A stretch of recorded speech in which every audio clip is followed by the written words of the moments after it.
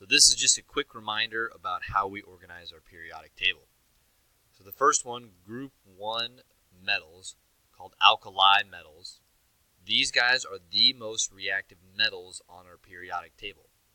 They have one valence electron that they like to get rid of as soon as they can. And so they're very, very reactive, especially in water. If you think back to a while ago, we watched sodium and potassium. We watched them get thrown in water and then explode. Very, very reactive, very, very light metals. Group 2 is similar, but not quite as reactive. They are the second most reactive metals.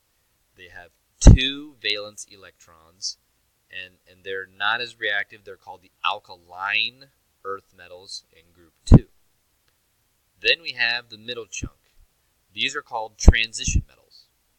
Now, we don't really have a good spot for these because all of group 1 has 1 valence electron. All of group 2 has 2 valence electrons. These guys in the middle can have multiples. So, for instance, if we have manganese, I could have 2, 3, 4, 6, or 7 valence electrons, just depending on how it is found.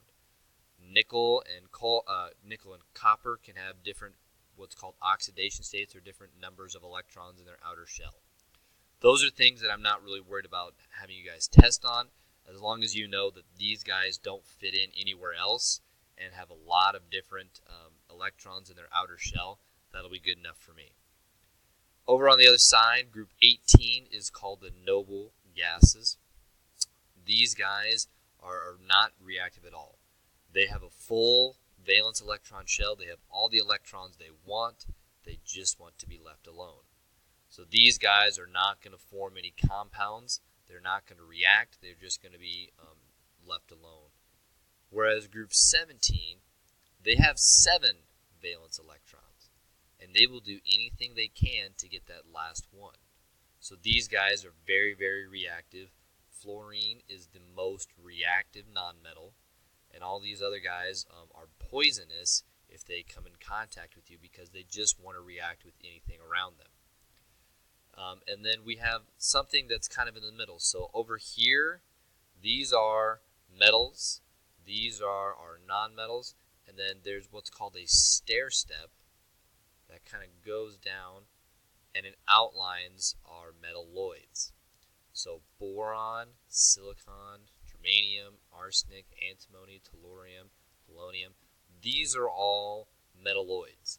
These are like a combination of nonmetals and metals. The last group that we have is down here at the bottom. These are our lanthanide and actinide series. So this top one is our lanthanide series. These are very rare earth metals. You're not going to find a lot of these around, but they're still very, very useful. This bottom row, almost all of these ones in the bottom are synthetic or they're man-made. From Neptunium on down, they're all man-made. Uranium is the largest naturally occurring, meaning we can go dig up uranium. We cannot dig up Neptunium. We have to go to a lab and make that. Okay. I hope this has been helpful. This is just a quick version of some stuff about how we organize the periodic table.